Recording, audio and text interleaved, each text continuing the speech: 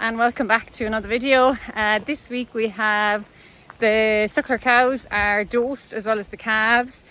We are getting the reseed ready to go at it if the weather allows, and the same with second cut silage on the red clover sward. We tested that to see is that fit to cut, and my grass measuring continues. So I hope you enjoy the video.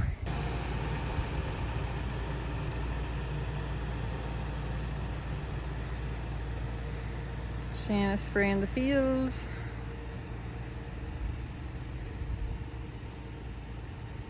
We're getting very short windows, so I hope it stays dry.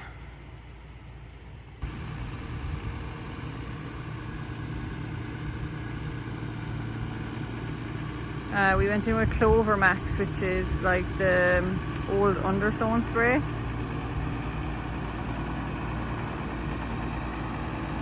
That'll get a good kill on the dock and the thistle, which is probably the two main ones that we have.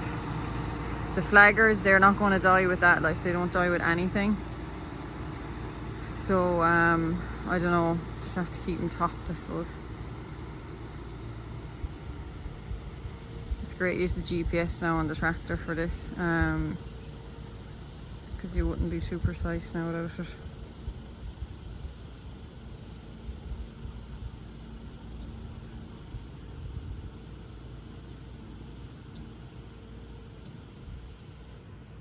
I done up the calculations on the grass measure and say this field will be fine. The other field is a bit stronger. The other field has a cover of about 740 at the minute. It's growing 92 kilos, and if I have to give this 2 weeks before I graze it, so like it is going to be a heavy cover of like 1900, 2000 by the time we're grazing it, which is not ideal. That's not what you're trying to, with a new reseed, like this is probably fit to graze really, but I just did not want to leave the weeds go. And the main reason why we reseeded these fields was the weed burden was so high, so I took the risk of maybe the covers being a bit heavy for the fact that we'll have a weed free field. And the cattle will graze it. I know it'll be heavy and it mightn't be ideal, but like worst case scenario, we'll have to go in and top it, which I don't think is the end of the world. I prefer that than having to go in and top a heap of bloody weeds and not kill them then on the second round, because they'll be gone a bit stronger. Them understone sprays, like they're made for a reseed, not for like mature weeds. So that's why we made that decision. He's doing very little marking. This is the wetter field and this is the really wet part of the wet field, so like there's no mess in there, which is ideal. But yeah, it'd be great to have this done now. It's the last thing to do with the field and have it finito. The lime killing, now there's not much left of it, but you can see, I'll see, can I get in here now?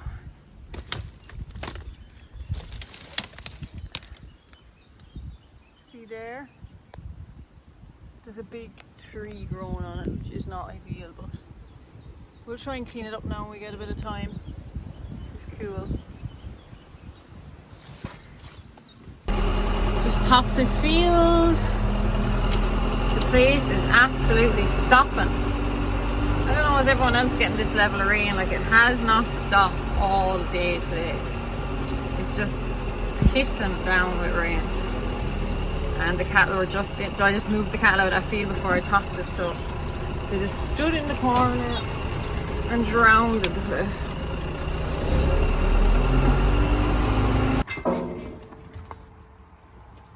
Suckler cows and calves got a dose of an ivermectin based dose on Saturday evening. Normally we never dose the cows. The first calvers will get a dose when they're going into the shed just to clear them out, and then they won't get anything again for the foreseeable. But I noticed a huge amount of the cows coughing, and some of the older cows even coughing. So maybe there's a lungworm issue on this farm compared to the old farm. So everything got a dose, the cows and the calves. It was the calves' first dose of the summer, so should clear them out now and keep them ticking over for a long time.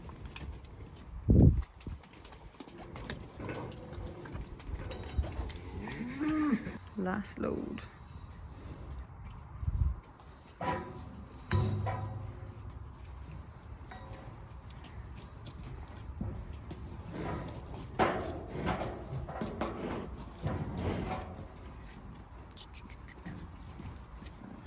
Huh.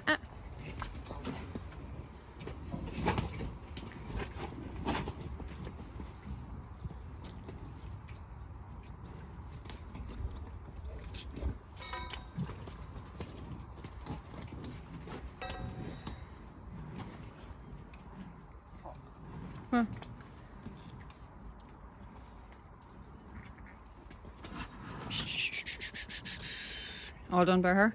6.5, is it? Yeah. Do you want to let her up?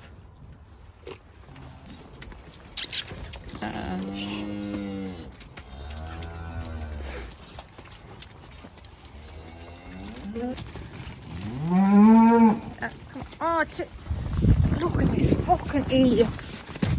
Drop it! Oh, for fuck's sake. Oh, he dropped it. Oh, Jesus Christ.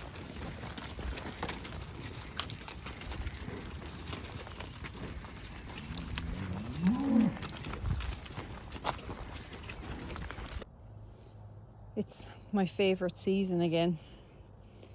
Ragwort. The roots on these are something else. They're absolute savages. And I pick these every year on this place, so I don't know how there's still this many, but there's more. This is all I'm gonna be able to carry back to the yard, but like, they're everywhere. Shane's dad topped this field and the next one over, and Shane gave it 2,000-ish gallons of slurry, and it's after turning it inside out, it wasn't growing a huge amount of grass, so it does need lime now as well, but we'll get there. We add a bit of slurry now, and the topping the weeds were just gone wild altogether in it, but it looks good now. Like a nice field. Your man's en route to spread the lime. Field is starting to green up already, and it's not sprayed off that long, so we need to get a move on now before stuff starts growing. Field is really, really damp, like very, very damp, because it was filled.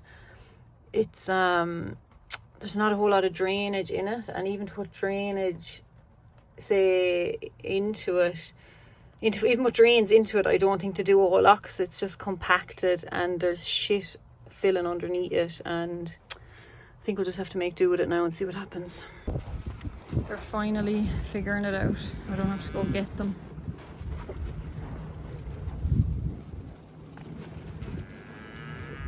Come on!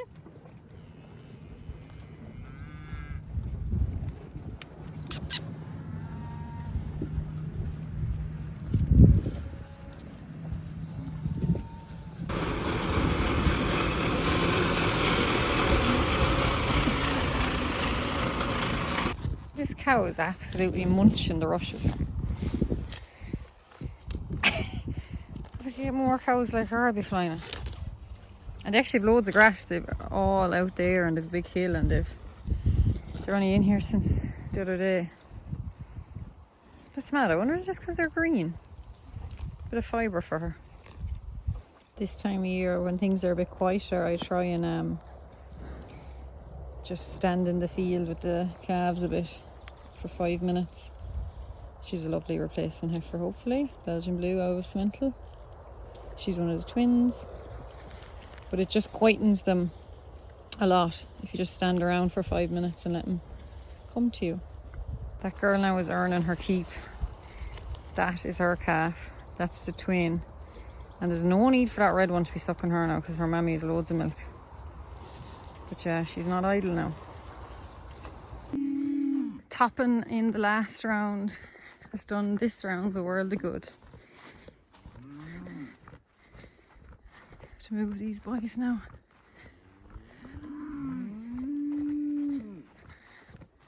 They're out with this 2 days maybe, so some regrowth there in 2 days. And that's what they're after grazing there now. Like, there's not a pick wasted. So they're going back up that way. They're going in beside the bloody calves now, which I don't really want to do, but because they could end up in with each other. But anyway.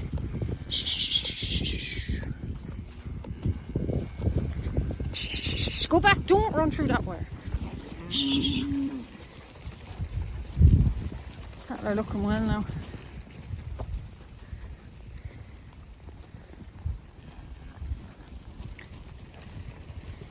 It's strange. I feel like they're due a dose. They haven't got any dose since they went out, and like there's not one bit of a cough there.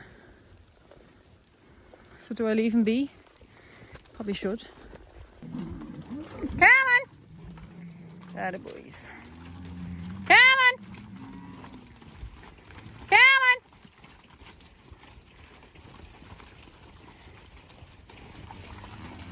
Hope they see the wire now. Come on!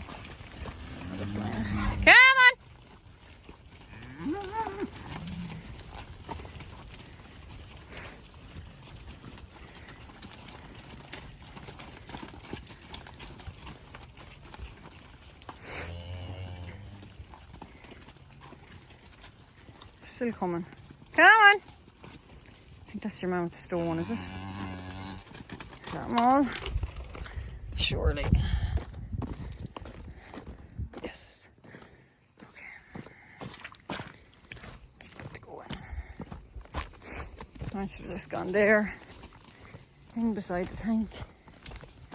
And the calves, you can actually see there.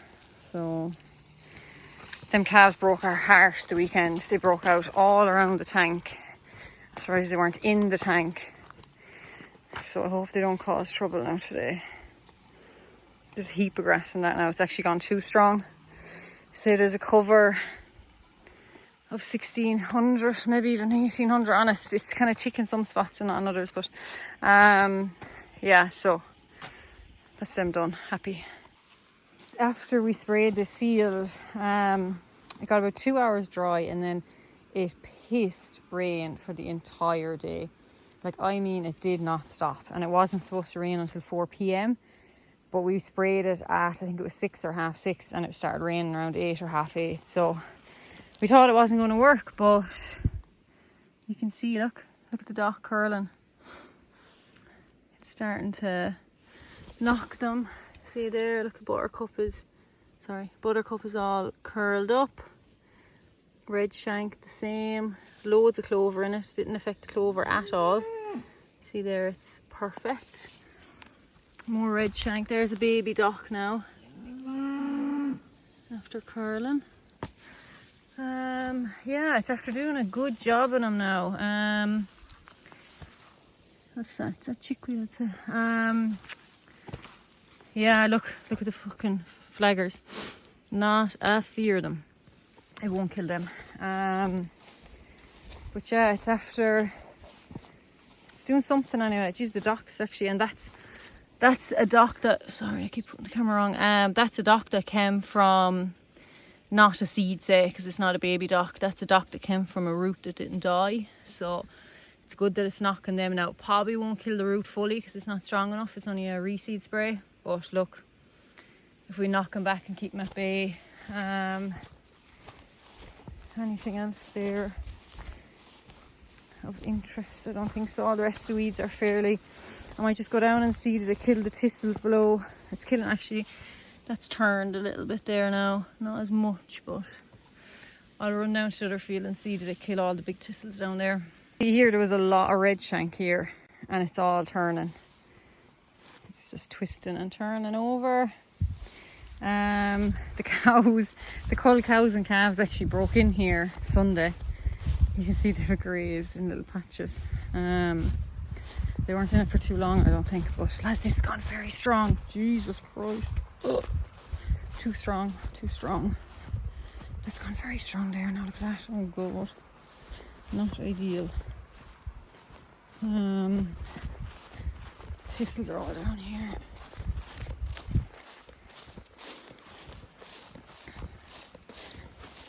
You can see they're kind of turning even from a distance. There's more red shank. There, oh, there's the docks, is it? Yeah, docks actually, yeah.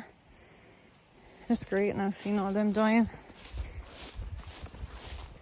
God, the sooner I get cattle in here, now the better. And the thistles, look at that, yeah. They're twisting and turning as well. God, the horseflies. Oh, Jesus. But yeah, no, that's great. It's actually working. I was worried now. I did not think it didn't stop for, I'd say, 1 minute for the entire day once it started raining. So just conscious now. Geez, that's after growing a lot, even in the last. Jeez, I measured that. I'll be measuring that again tomorrow. God, I'd say the cover is going to be massive.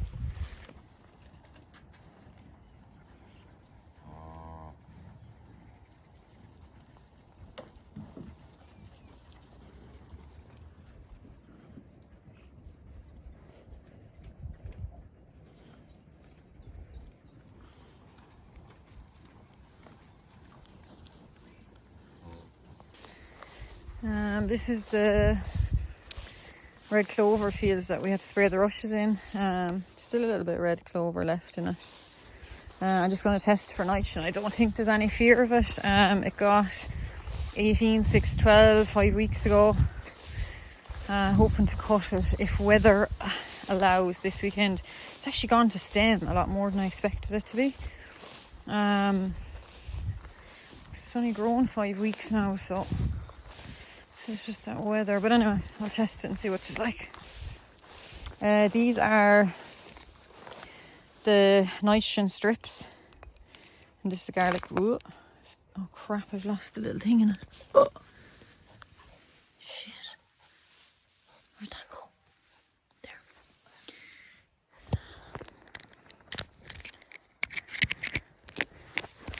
Yeah, this is the garlic crusher nitrate strip. So we'll go take a little sample now. My refractometer is at home, so I'm going to bring home a little sample of grass and I'll check the nitrogen and the sugars in it, and I'll show you how it's done. I tried to do this in the field and I had no prop, only a stump of grass. The phone kept falling over, and then Teddy and Freddie sat on the phone. So I brought a sample of grass home just to show what I do. So basically this is these are nitrate or nitrogen test strips. You can get them on Grass Tech, garlic crusher, and this is a refractometer, the same one that you use to measure the quality of colostrum. So what you're doing is you go around the field, you take a sample of the grass. So basically bring your scissors, cut it in maybe 4 or 5 points, the same height as the mower, throw it into a bucket, mix it up, and then take out a bit of the sample from the bucket. So I'm just going to take, I've just already tested in the field, so I'm just going to take this random sample just to show you how it works. So just roll the grass up into a ball, put it into the garlic crusher and squeeze it. I'm just going to take out one of the test strips. So there, you can see there, like there's 100 test strips in a little tube. I think they work out at like 90 cents each, and they've got 2 little indicators there. So what you do is you squeeze the garlic crusher to get the sap out of it, and you just rub the paper on top of the strip. That needs a minute to change colour. And then if there's enough sap in this, then you basically squeeze a bit of the sap onto the glass of the refractometer. I don't know if I'll do this with one hand now, but so basically that's what you're getting, a bit of sap on the refractometer. And I'll just look through that. Quite cleaned.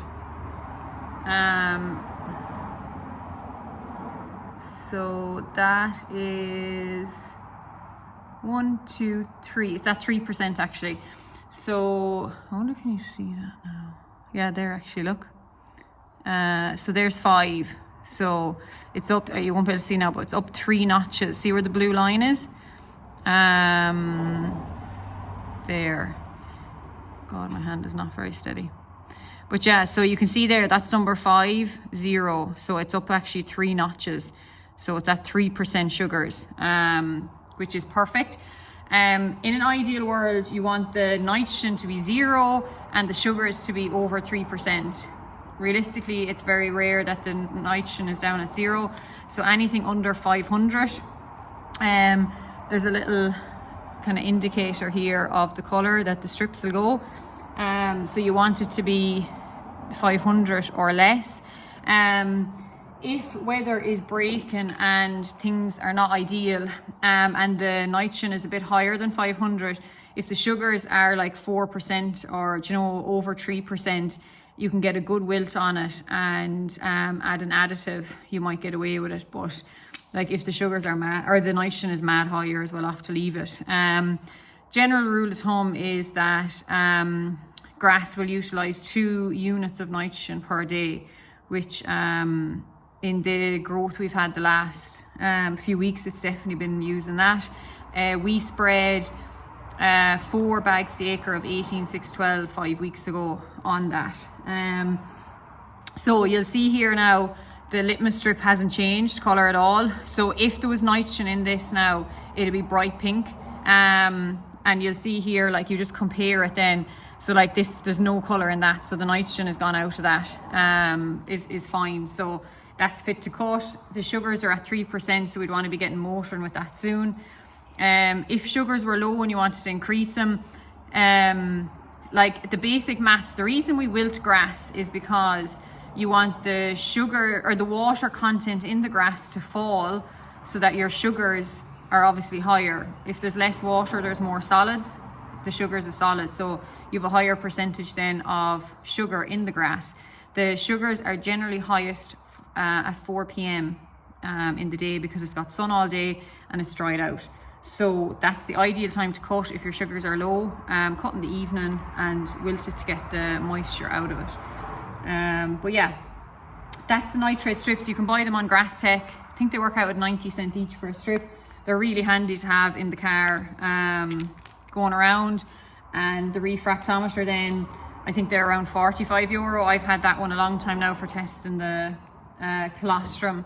And you can use it then this time of year for testing the sugars in the grass. So yeah, that's the story. So we'll try and get that cut now this weekend. Ideally we'd actually be mowing it this evening, but that's not going to happen. Shane's working late all this week, so we might see, can we mow it maybe Friday and pick it up at the weekend. I must check the weather, I haven't checked it. We also need to get our field reseeded, which is starting to grow back now, and it's an absolute swamp, so I don't know if we're going to get that done. So always jobs. But yeah, that's the nitrogen test in the grass. Remember the rat in last week's video that they couldn't get? Freddy. They have him gone.